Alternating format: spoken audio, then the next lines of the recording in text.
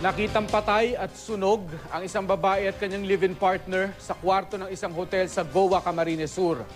Ayon sa pulisya, posibleng sinadya ng lalaking biktima ang sunog. Makibalita tayo kay Mark Bongat ng GMA Bicol. Patay at sunog na ang mga katawan ng dalawang taong ito nang makuha ng mga otoridad mula sa isang hotel sa barangay Tagungtong sa Goa, Camarines Sur.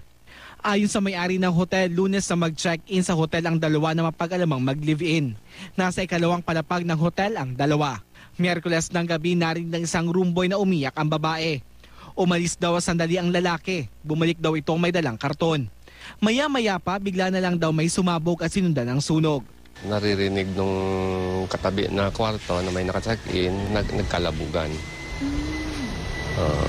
Matapos nag-order yung lalaki ng pagkain, hindi naman binigyan dito kasi may utang pa.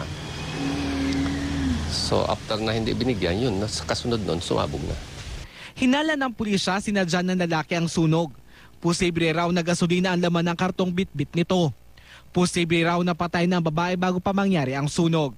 Pero initial investigation na maigwan ng foul play dahil nahilingan sinda din na garuday na sa panic position.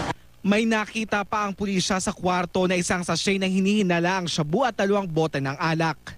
Ayon sa ama ng babaeng biktima, nagkaroon ng problema magkasintahan dahil nalugi ang kanilang negosyo. Dapat pumunta si Berto.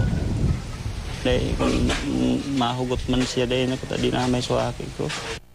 Mark Bongat, nagbabalita, Pilipinas.